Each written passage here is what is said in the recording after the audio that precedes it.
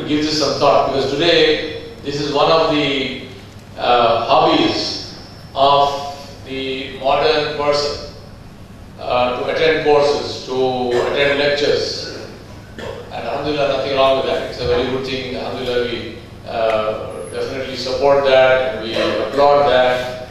And all power to you. But do remember that if it ends with the attending of the lecture, then may Allah subhanahu wa ta'ala protect us. That knowledge will become a hujjat, will become a proof against us. It will not help us. And that's the reason why it's very important for us to focus constantly on our practice of what we learn. Islam is not the name of an ideology. Islam is not the name of a theory. The biggest disservice that we have done to Islam, both in the teaching of it and the learning of it, is to have converted it into an ideology. हमने इस्लाम को एक नजरिया बना दिया और नजरिया के तौर पे पेश करते हैं। इस्लाम नजरिए का नाम नहीं है, इस्लाम अमल का नाम है। To give you an example, if I stand here and give you a lecture on how to build strength in your arms, and I tell you all about the different exercises that you need to do with dumbbells and barbells and so on, to develop your biceps and develop your triceps and develop your pectorals and so on and so forth, and I give you this absolutely fantastic lecture on how to develop strength. And you understand this lecture and you listen to it very carefully and you take notes and you take photographs of all my slides, and then you go home. And you go to sleep and I go to sleep. What will be the result? Will we develop any strength? You and I will be as weak as we were when we began. The only way to develop strength is to actually go and lift those weights. It's as simple as that. We can listen about Islam till the cows come home, it won't help us. What will help us is if we work on that Islam. I'm sure all of you today here have at some point in time either been part of a discussion or listened to a discussion or listened to an argument about Rafa'adain in Salah. Should we lift our hand or should we not lift our hands? Yes, you would have all heard this. I'm just giving one example. Should we do Rafa'adain or should we not do Rafa'adain? Is Salah valid without Rafa'adain or is Salah invalid by doing Rafa'adain? Which one? We have this big argument. But I'm not sure how many of you have had somebody come to you with deep concern to say that I am in a situation where I cannot pray 2 rakat of Salah with khushu'. I am in a situation where from Allahu Akbar to Salaam Alaikum wa Rahmatullah, my mind does not stay in one place. I have no concentration in my Salah, I have no khushu' in my Salah. Tell me, what shall I do? Please help me. I don't know how many of you have had somebody coming and asking you this question. I don't know how many of you have gone to somebody else and asked this question. This is the state of my Salah, what shall I do? Not Rafa'adain, not whether the finger should be lifted, should it be moved, should it not be moved. No. Khushu' in the Salah. Have you had this question anytime? The only time I get this question is when I plant the seed. Then somebody will come and ask, what shall I do? Until then, it didn't occur to him. But the argument about Rafa'adain occurs to everybody. You don't have to plant any seed. And so also many such arguments, which only serve to break the ummah into more and more divisions. No other use. It only serves to break the ummah into some more, as if we don't have enough divisions already. We need some more. The reason I'm saying this, my brothers, is that as I began, Islam is a practice. Islam is not a theory. The reason why yoga has become so popular all over the world is because of how they teach yoga. I don't know if any of you have been to a yoga class.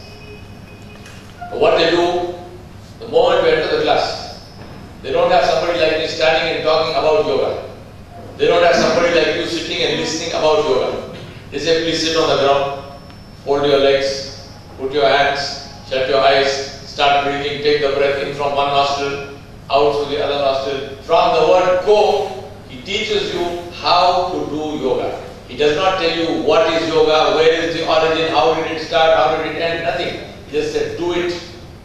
And at the end of half an hour of yoga, he said, how do you feel now? It's oh fantastic, great concentration. My heart is at peace. You see the difference? And that is why I decided to talk about how Islam makes you a winner and focus only and only on practice, because I believe that that is where we have our maximum deficiency, and therefore that is the point at which we need to have the maximum concentration. There are 4 critical factors to success.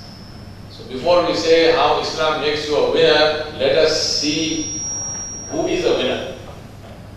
There are 4 critical factors to success which makes winners and which decides who is a winner and who is not a winner. And those 4 factors are justice, service, excellence, and accountability. And inshallah, let us see how Islam factors into these 4 things, and how a Muslim, if he lives or she lives as a Muslim, would automatically be a winner in whichever field of endeavor that they might be in. Why justice? This is a world of cause and effect. If you want to change an effect, you have to address the cause. If you only look at the symptoms of something without going to its cause, you do not cure the disease. This is a gathering of doctors, and I'm sure you understand that example very well. If you want to cure, somebody's got a headache. Maybe first time he comes with a headache, you give him a Tylenol or give him a Procin or some paracetamol or something, but if he comes to you repeatedly with a headache, what do you say? Eat 10 Procins or eat 50 Tylenol. No. You say, go and get a scan. We have to find out why is this headache happening. There are several reasons why headaches happen. Headaches don't happen for one reason. Many reasons they happen. So let us get to the root cause of that thing. Why is it happening? We deal with the root cause, then inshallah the headache will go. Because we don't know whether this headache is stress induced.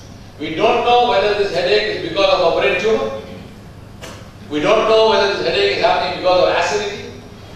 We don't know if it's happening because of lack of sleep. We don't know whether it's a neurological disorder. So unless we have a fix on why is the headache being created, how can we cure the headache?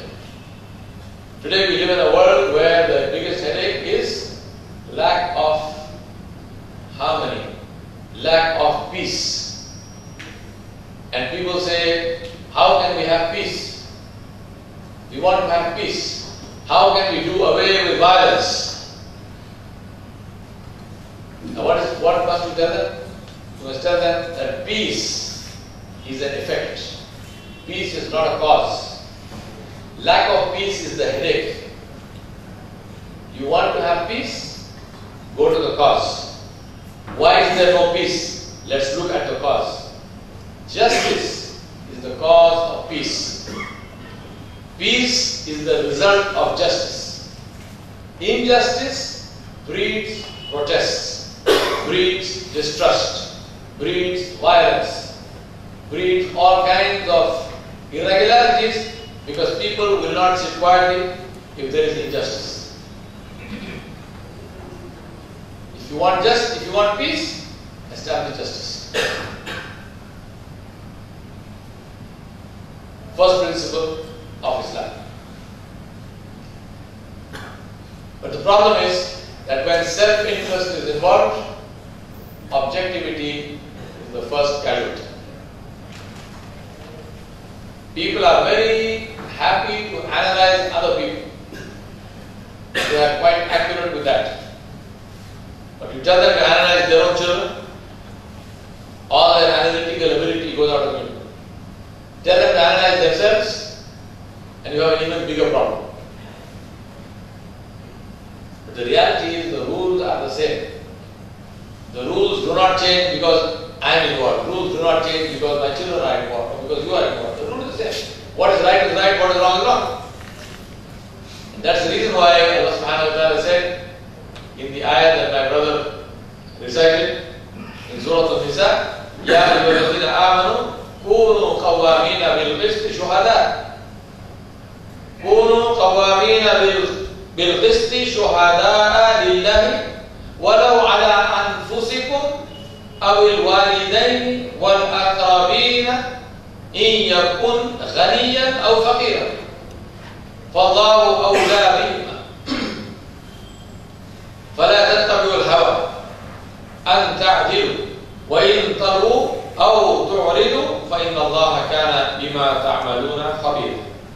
Allah subhanahu wa ta'ala said, O you believe, stand up, stand out firmly for justice as witnesses to Allah subhanahu wa ta'ala. Even if it is against yourselves. If you do wrong, say, I am at fault. I made a mistake.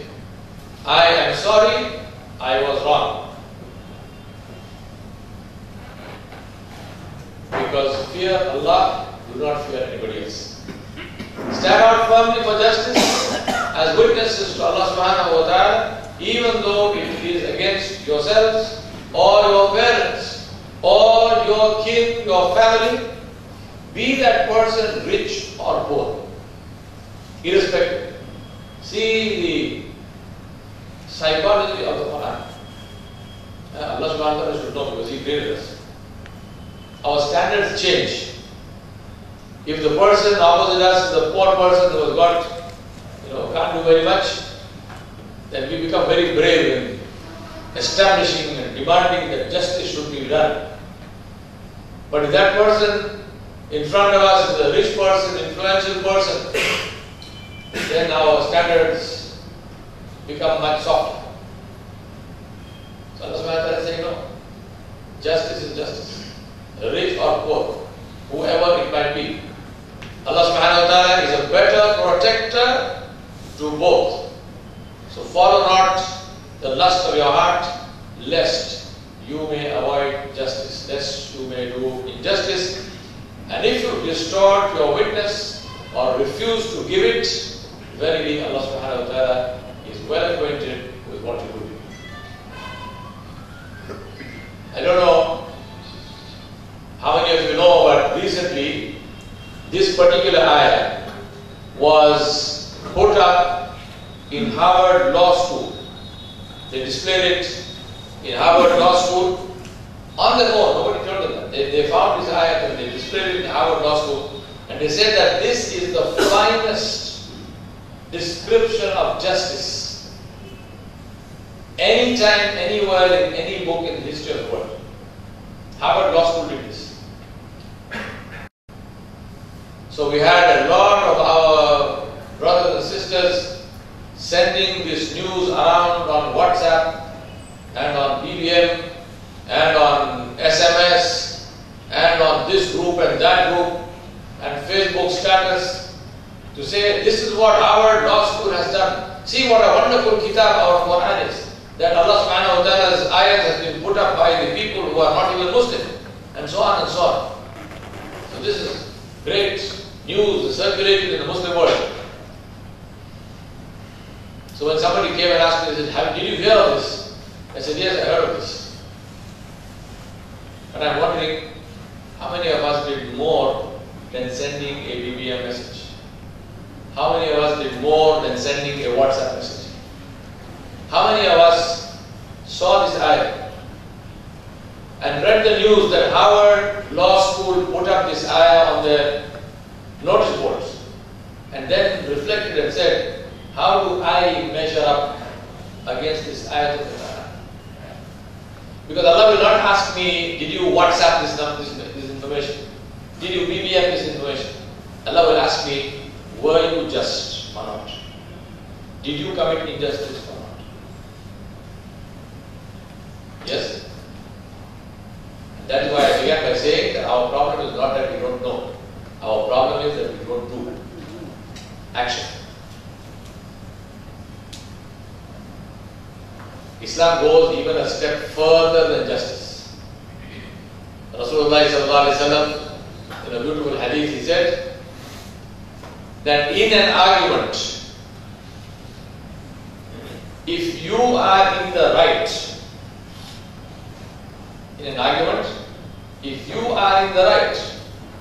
but you give up your right for your brother, I will guarantee you a palace min wasatil Jannah, in the middle of Jannah.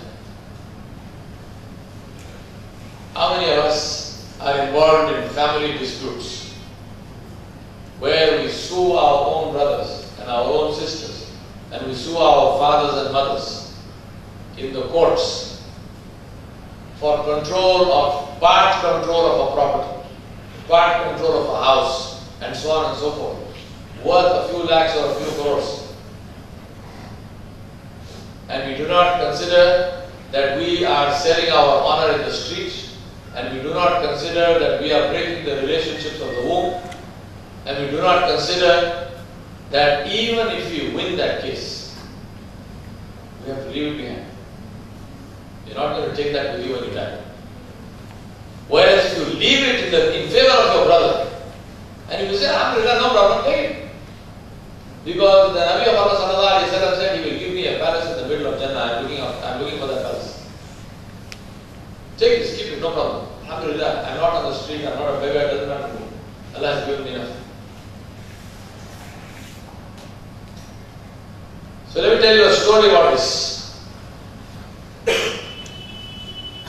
Umar ibn al-Khattab radiallahu anhu, his son Abdullah ibn Umar radiallahu anhuma. Abdullah ibn Umar radiallahu anhu had some camels. He bought some camels and he kept them for selling them. And meanwhile, while he had those camels used to graze in the public grazing lands of Medina. So when these camels grazed in the public grazing lands of Medina and they got enough grass and so on and so forth, so they grew nice and fat, and Abdullah ibn Umar radiallahu anhu took them to the market to sell. Umar ibn al-Khattab radiallahu anhu heard about that. So he went to Abdullah ibn Umar and he said, sell the camels and deposit this percentage of the sale in the Baitul Mal. So Abdullah ibn Umar said, what kind of thing is this? These are my camels. They are not the government's camels, they are not the state property. They are my camels. I bought them, I am selling them. Why must I give a part of that money to the state? For what? Umar ibn al-Khattab said, your camels graze on the state's land. They grazed on the state's land. So deposit part of the proceeds of the sales part of your profit into the Baitul Mal. Abdullah ibn Umar was very highly respected. He used to respect his father hugely. He never actually argued with him, but he asked him, he said, how is it that you don't apply the same standard to the average Muslim of Medina? The state grazing is free. I am not the only person grazing camels on that state land. There are many people who are grazing their camels on the state land, and sheep and goats and so on. That is free. You don't collect anything from them. Why do you collect from me? He said, because you are my son. He said, because you are my son. And he said, it's my fear that maybe, he's got no evidence about this. He said, it's my fear that maybe those people allowed your camels to graze in favorable areas. They gave your camels precedence over their animals. He said, I don't want to answer Allah subhanahu wa ta'ala on the day of judgment. To say that my son had some precedence over other people. In what? In grass for the camels. Yeah? Can we even imagine justice of this level? These are our salaf. These are our salaf. If we claim to follow the salaf, it does not begin and end with the length of your beard. It does not begin and end with whether your trouser is how many inches above your ankle. It begins and ends with everything the Salaf used to do. Their akhlaq, their mu'amalat, their mu'asharat, their manners, their khushu in salah. It's not easy. It's very easy to say I follow the Salaf. It's not so easy to actually follow the Salaf. So let's be very clear about that. When we say that I follow the Salaf, alhamdulillah, we should follow the Salaf. They are the best example. Allah subhanahu wa ta'ala made them the Sahaba. Allah made them the best example. Let us be serious with ourselves because we have to answer to Allah subhanahu wa ta'ala. And if Umar ibn al-Khattab was worried about answering Allah, and if somebody like me is not worried about answering to Allah, then I must say that I am in that case seriously demented. Justice, my brothers and sisters, is a sign of taqwa. It's a sign of the fear of displeasing Allah subhanahu wa ta'ala. Second aspect of what makes winners is service. Allah subhanahu wa ta'ala defined us. He defined the Muslims and said, Kuntum khayra ummatin ukhrijat linnas. Allah did not say Kuntum khayra ummatin ukhrijat minan nas. Allah said ukhrijat linnas. Allah said you are the best of people and you have been raised up for the benefit of mankind. Allah did not say you have been raised up or selected from mankind. No. For mankind. We exist to serve the rest of humanity. We exist to take from the treasures of Allah and give to the people. Allah subhanahu wa ta'ala gave us the keys to His treasure in our hands. Unfortunately, we forgot how to use it. We forgot how to take from the treasures of Allah. So we need to learn. Which is the surah that we read and recite in every rakat of every salah? Which surah? Surah Al-Fatih. Yes? What is the surah? We start with Bismillah ar-Rahman ar-Rahim. Alhamdulillah Rabbil Alameen. Ar-Rahman ar-Rahim. Maliki Yawmiddin. So what have we done? We began in the name of Allah. We glorified and praised and thanked Allah subhanahu wa ta'ala Rabbil Alameen. We described His qualities of mercy, Ar-Rahman Ar-Rahim. And then we said that He is the owner of the Day of Judgment, Maliki Yawmiddin. Surah Al-Fatiha is dua, right? And what is the dua we make in Surah Al-Fatiha? Ihdina Sirat al-Mustaqim. So now say, for example, I read this surah, I say, Bismillah ar-Rahman ar-Rahim, Alhamdulillah Rabbil Alameen, Ar-Rahman ar-Rahim, Maliki Yawmiddin, Ihdina Sirat al-Mustaqim. Grammatically, in terms of Arabic language and in terms of logic, this is correct. There is nothing wrong in saying this. I began in the name of Allah, I glorified Allah subhanahu wa ta'ala and I asked Him. So what is wrong? What did I miss? Iyaka na'budu wa iyaka nasta'in. Why is it important to say that?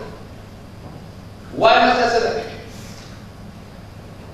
I am talking about the issue of service. I am talking about taking from the treasure of Allah and giving to the people.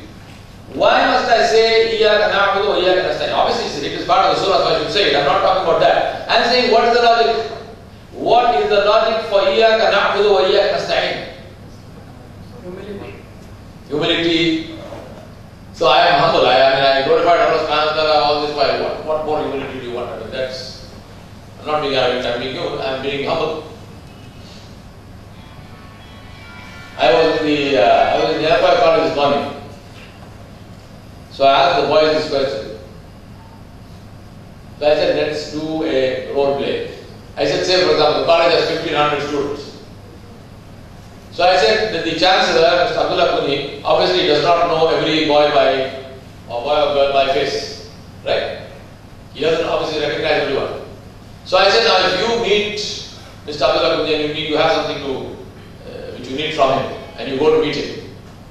So I told him, I said, tell me, how would you do that? I said, let's do a role play. Imagine that I am Abdullah Kundi and you have come to me. So let's do a role play. So the boy said, Salaam alaikum. I said, wa alaikum assalam. He said, my name is so and so. I said, my name is not so and so. He said, I am Zaid. I said, I am not. He said, I am Zaid. I said, so what? You get the point I'm saying? He said, no sir, but I am from your college. I said,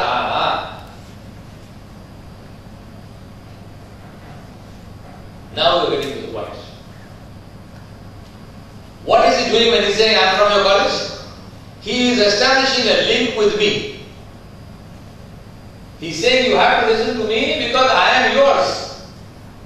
I am not just some kid off the street. I am in your college. You are the chancellor of my university. You have to listen to me because I am one of yours. Iyaka na'bud wa iyaka nasta'in. Ya Allah, I am not someone off the street. I am yours. I worship only you. I ask help only from you. So give me. You get the point? I told them, I gave them an assignment. I don't know if they did it or not. I gave them an assignment. I said, go to the railway station and look at a train. And you will find on one end of the train is an engine, which is, I don't know how many, 3,000 horsepower or whatever, 10,000 horsepower. And behind the engine is the compartment, the bogie. And between the two, there is what is called the coupling. It's two rings and there is a pin in that. That piece of iron is the most low-tech, useless thing in the world. It's just a piece of metal. But that piece of metal is absolutely critical if that train has to move. Because that piece of metal connects the engine to the rest of the ship. If you remove that coupling, the engine can have 1,000,000 horsepower, but it cannot move the train because it is not connected. Iyaka na'budu wa iyaka nasta'in is this connection. How many of us, when we are reading Surah Al-Fatiha, I'm not saying do it in fun salah if you're reading, but I'm saying in tahajjud or on your own when you're praying, how many of us reflect on this and take joy in this? Iyaka na'budu wa iyaka nasta'in. Oh Allah, I am yours. I belong to you. I didn't say it, you said it. Lillahi ma fi samawati wa ma fil ardh. Who said that? I said it or Allah said it?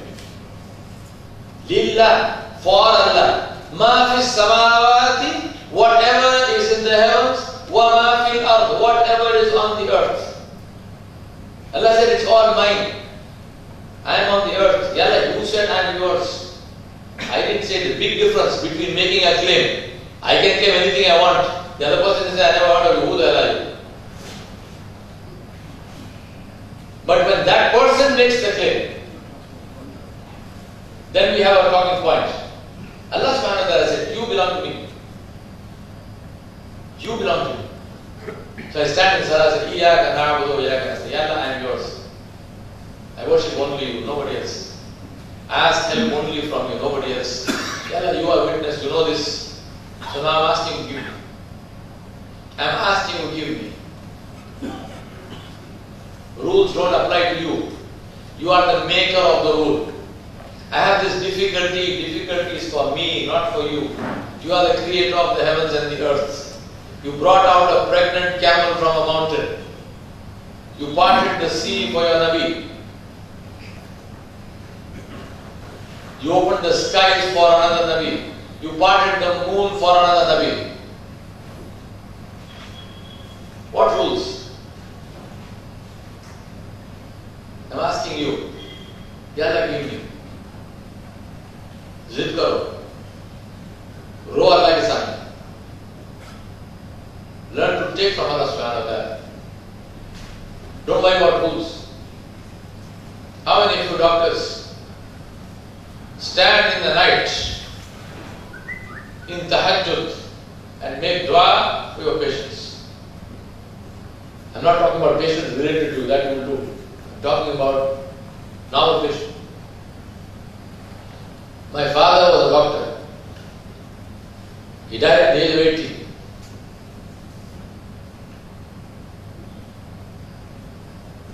And just recently, I think less than 6 months ago, my mother told me this. My mother said, your father used to make dua for his patients in tahajjud by name. Whichever patient came to him. I didn't even know. I said, I know my father, I obviously knew my father all my life. I didn't know. My mother told me. She said he used to make dua for his patients. Whoever came to see him, take their name in tahajjud and make dua, name by name by name. Oh Allah, cure him, oh Allah, cure him. I have done whatever I could do. But the shifa is with you, not with me.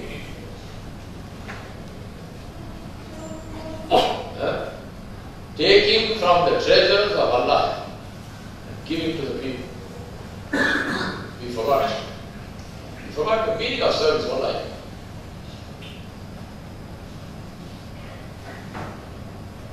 Allah subhanahu wa ta'ala said, this is why I sent you. أخرجت للناس تأمرون بالمعروف وتنهون عن المنكر وتؤمنون بالله. We reduced تأمرون بالمعروف وتنهون عن المنكر to making fatwa. This is halal, that is haram. You are kafir, you are mushrik. That is not the meaning of Amar bil Ma'ruf and Nahy anil Munkar. Amar bil Ma'ruf is anything which is good. Including, of course, the religious ruling, but everything which is good.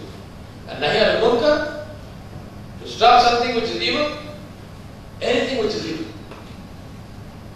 How many of us see that as our role? And that is the question that I want to ask myself and you. That's why I'm saying service is the surest indicator that you know your own importance. Only those who are confident can serve. Only those who understand their position in life can serve.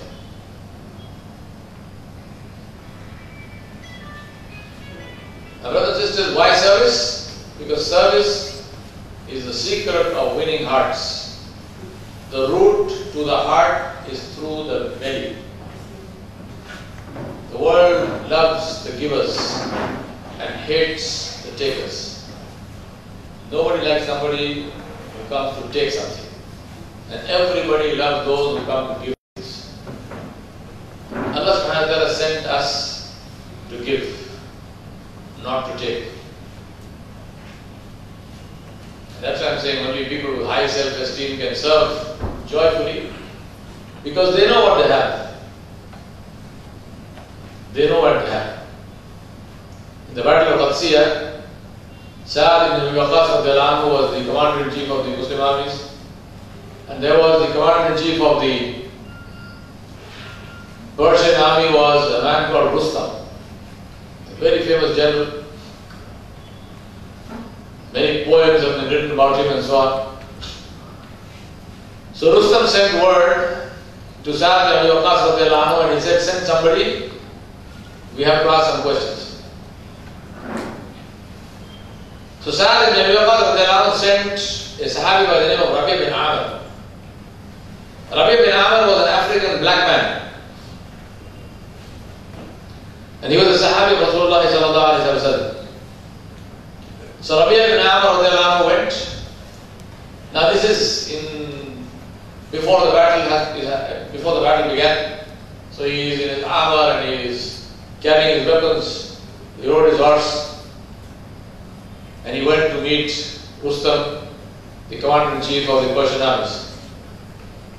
Now Rustam said to his people, he said, set up my court in such a way that we dazzle the eyes of the Arabs.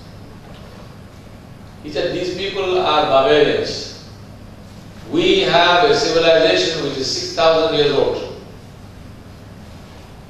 We have wealth, we have art, we have poetry, we have all kinds of glorious things.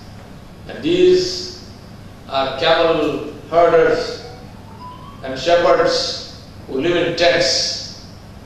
What do they know about civilization? To set up my court in such a way that his eyes will be dazzled and his heart will become fearful when he sees the glory and majesty of the Persian Empire.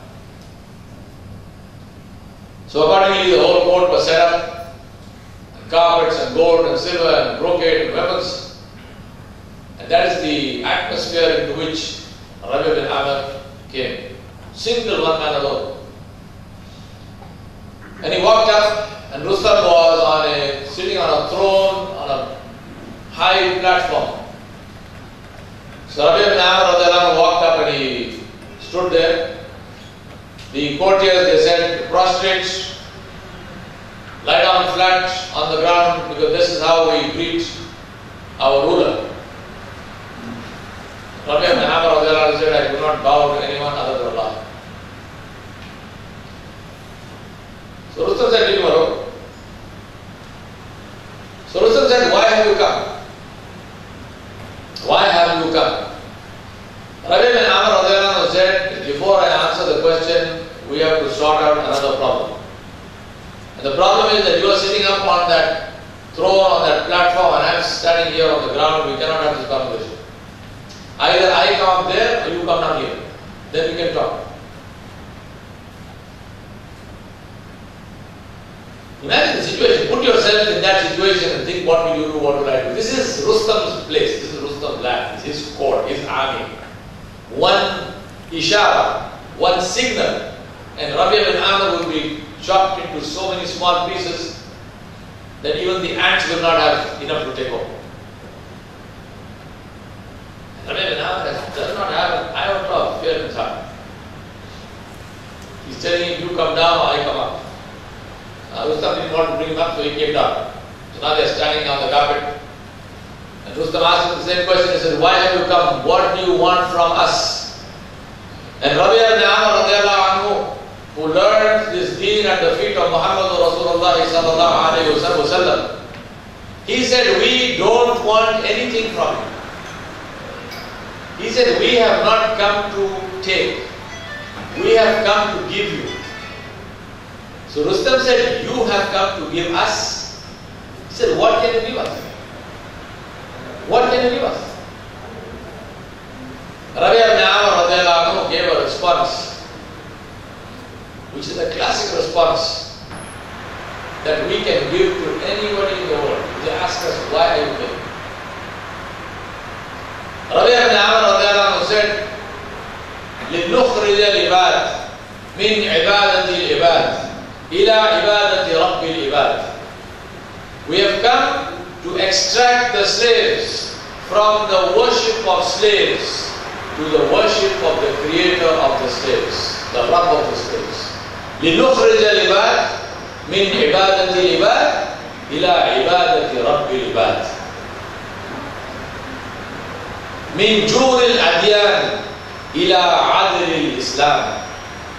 He said to extract them and take them out from the confusion of man-made laws and man-made ways of being and man-made deeds, adyan, to the adl, to the justice of Islam.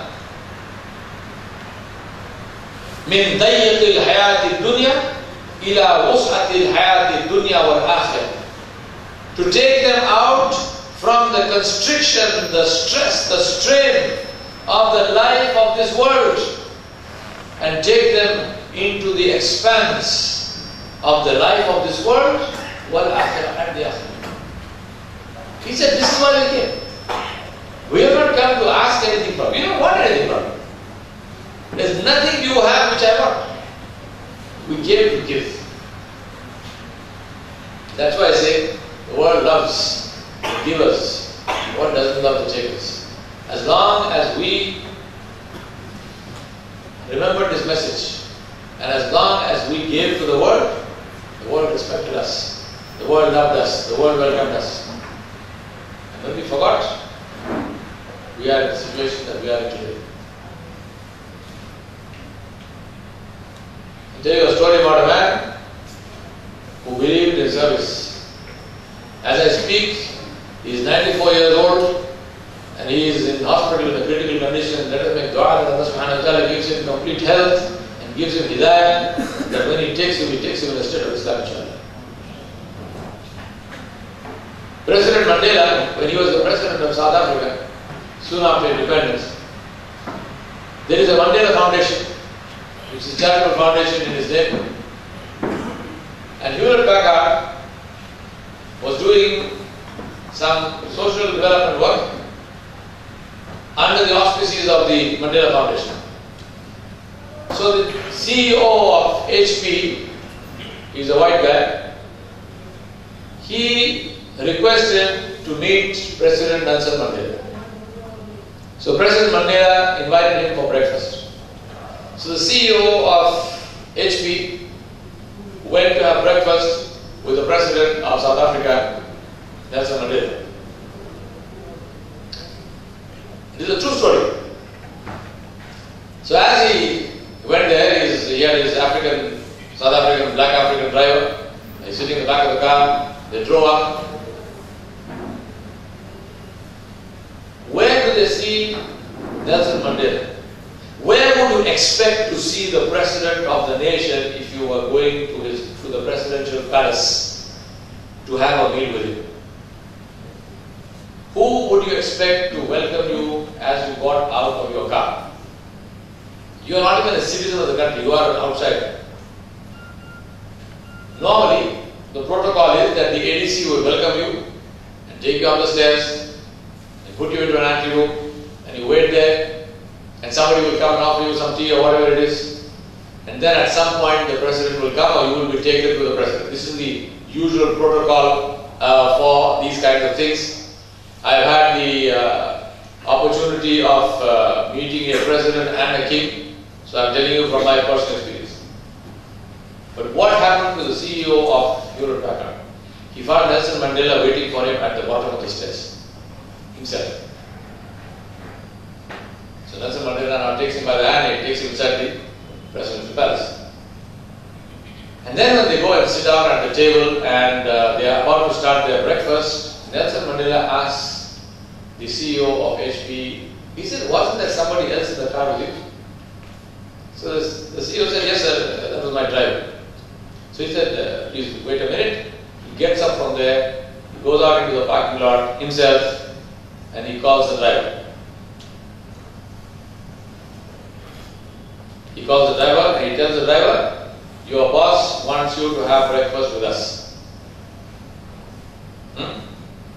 He says, your boss wants you to have breakfast with us. So the driver comes in, the three of them sit and have breakfast. And then the CEO and the driver go back. Now when they go back home, the driver says to the CEO, he said, sir, you know, I want to really thank you because it was my life's dream to meet the president of my country. But I'm a poor man and there's no way I have no access to go to him or anything like this. But thanks to you, not only did I meet the president, but I even had breakfast with him. Not in my dreams would I have imagined that I would get this honor. So the CEO says, why are you thanking me? He said, why are you thanking me? The president came and he called you. He said, no sir, but he told me that you asked me to come and have breakfast with him. That's why I'm thanking you. Question of service. Compassion is a sign of confidence. Third is the issue of accountability. And Islam teaches us accountability to the minutest degree. فَمَنْ يَعْمَلْ مِثْقَالَ ذَرَّةٍ خَيْرًا يَرَهُ وَمَنْ يَعْمَلْ مِثْقَالَ ذَرَّةٍ شَرًّا يَرَهُ. Allah said, we will show you. We will show you. Yeah, we will show you. Whoever does good equal to a dharra, this will be shown to him, he or she will see it. And whoever does evil to the equal weight of a dharra, the weight of an atom, Allah will see it, will actually see it.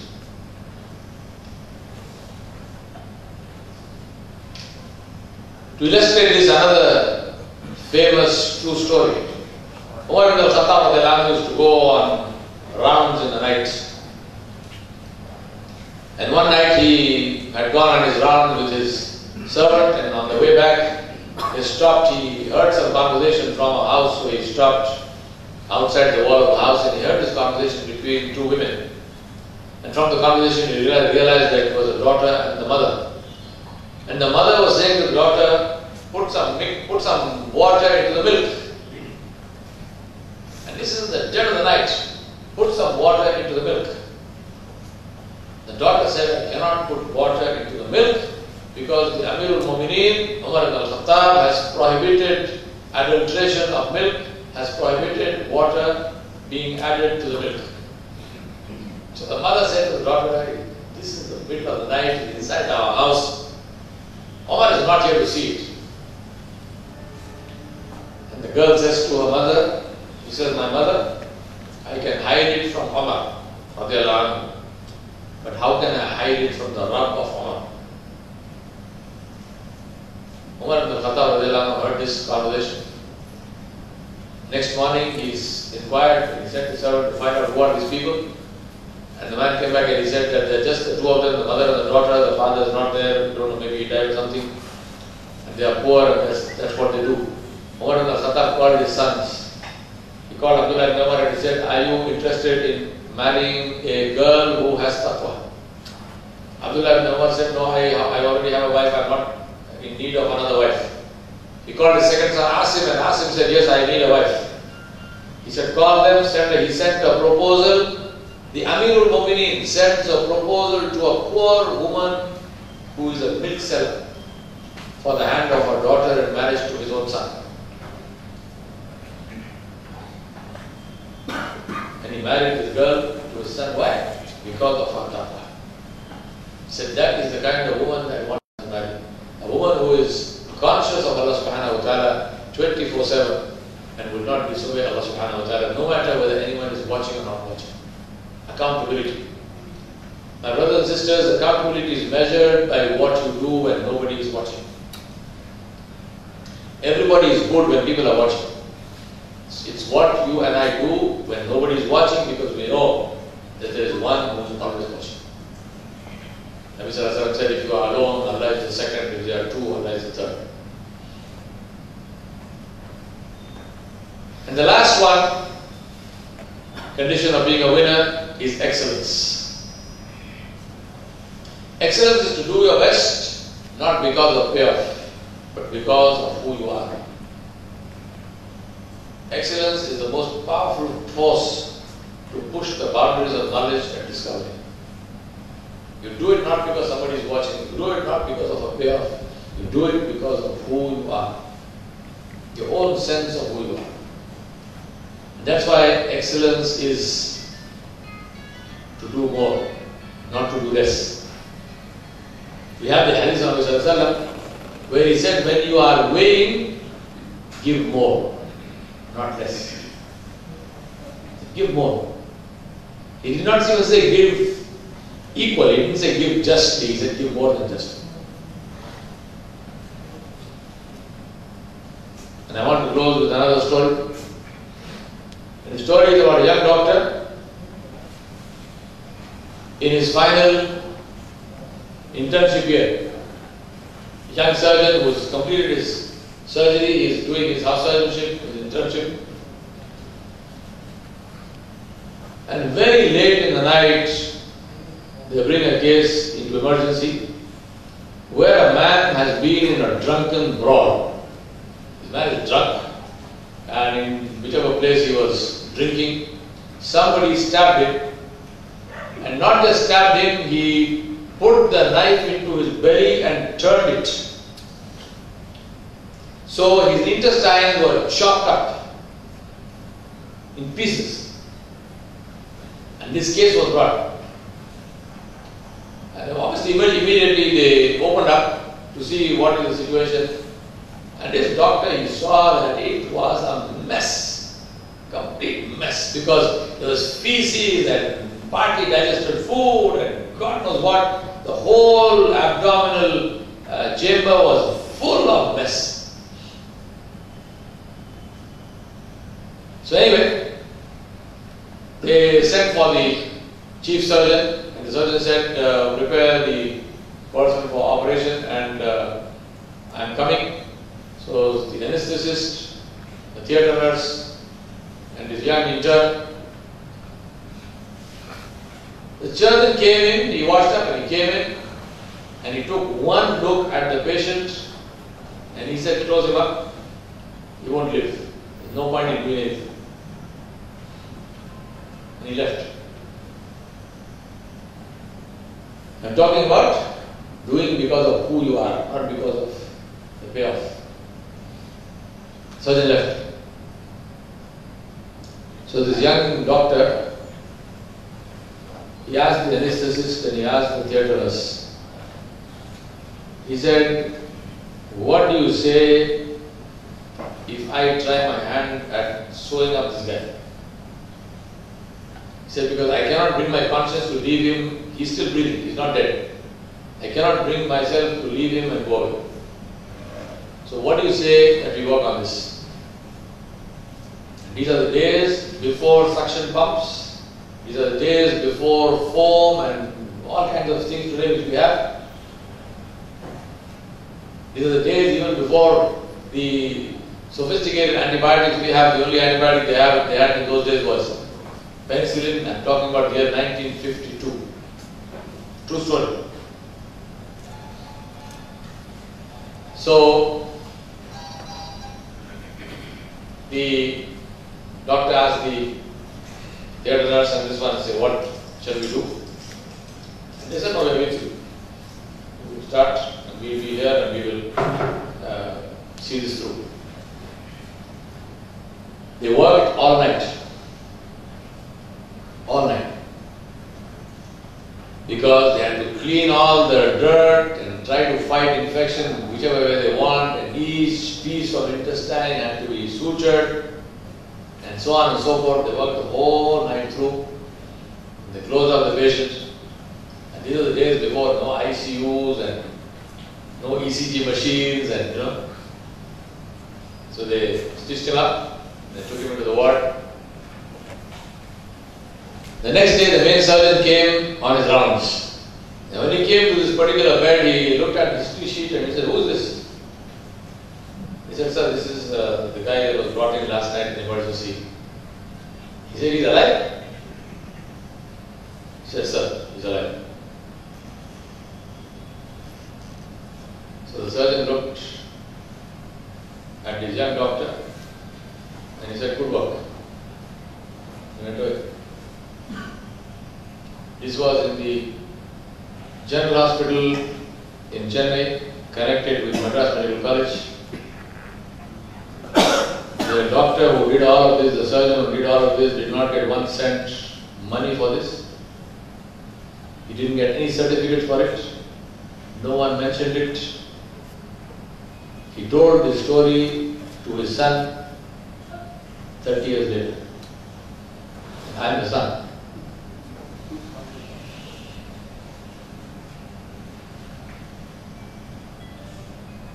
Excellence. I asked him, why did you do that? He said, because I'm a doctor. He said, how can I leave somebody just to die? I cannot do it.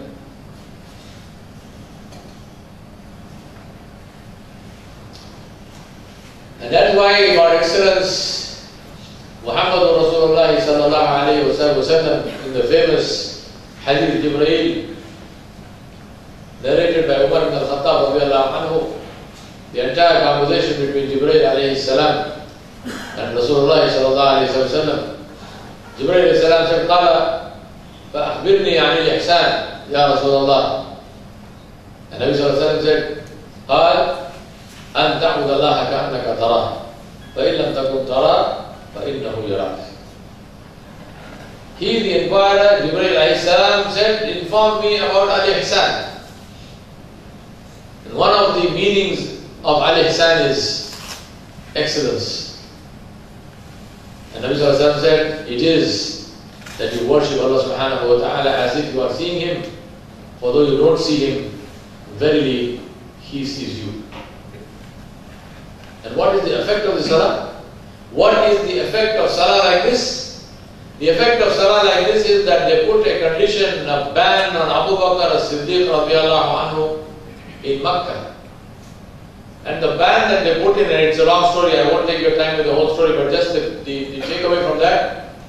The ban that they put on him was what? Did they say you should not go and preach Islam? You should not do da'wah, you should not make bayan, you should not give a lecture? No. They said you should not pray, you should not make salah in a place where you are visible. He said, do salah in the inside room of your house. Now how strange is that? How strange is that? Here is a man who is worshipping Allah. He is not talking to anybody, he is not doing anything. So the man who gave protection to Abu Bakr as-Siddiq, he said, what kind of a condition is this? How does it matter to you where he prays? Because he is not talking to anybody. They said, no, that's not the issue. He said his prayer, when he prays, that is so powerful that our people are becoming Muslim. Just by looking at him. He is talking to Allah, he is not talking to you, he is doing his salah. He said, just seeing him do salah, our people are becoming Muslim. So we have to hide him somewhere.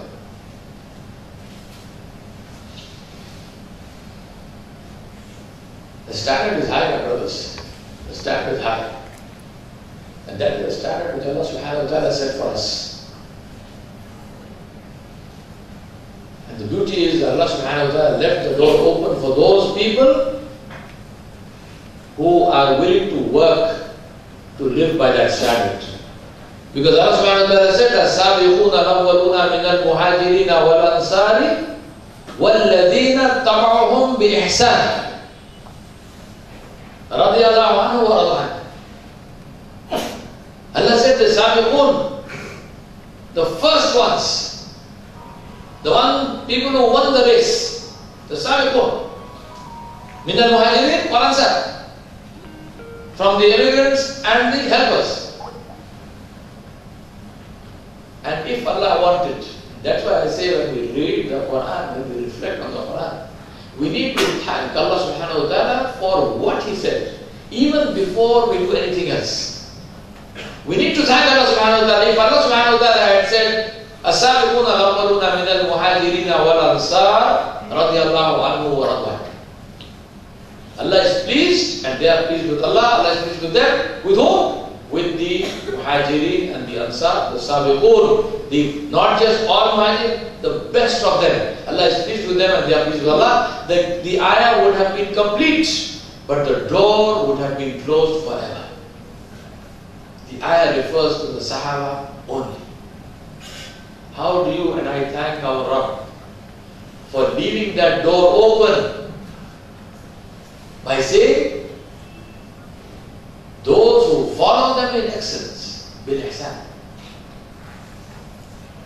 So that door is open till the day of judgment. For any Muslim, man or woman, who wants to model his or her life on the Sahaba, Ridwanullahi alayhim. That is the meaning of ihsan. That's why I said the four critical factors: justice, service, excellence, and accountability. The one who fulfills these four conditions is a winner in this dunya wal akhirah, inshallah. And how does Islam help us to do that? Simply by living as Muslims. Nothing more. Just by living Islam. I want to end by reminding myself and you that in the end, everything matters. All that we choose to do or choose not to do spell brand value and character. Jazakumullahu khairan. I thank you for the honor of being here, of addressing you. I thank you for being patient and listening. I ask Allah subhanahu wa ta'ala to enable us to practice whatever we have said and heard and not to leave it just spoken. I ask Allah subhanahu wa ta'ala to fill your lives with His nur and to accept all your du'as. I ask Allah subhanahu wa ta'ala to connect you with Himself. I ask Allah subhanahu wa ta'ala to solve all your problems, those that you know and those that you don't know. I ask Allah subhanahu wa ta'ala to be with you in this life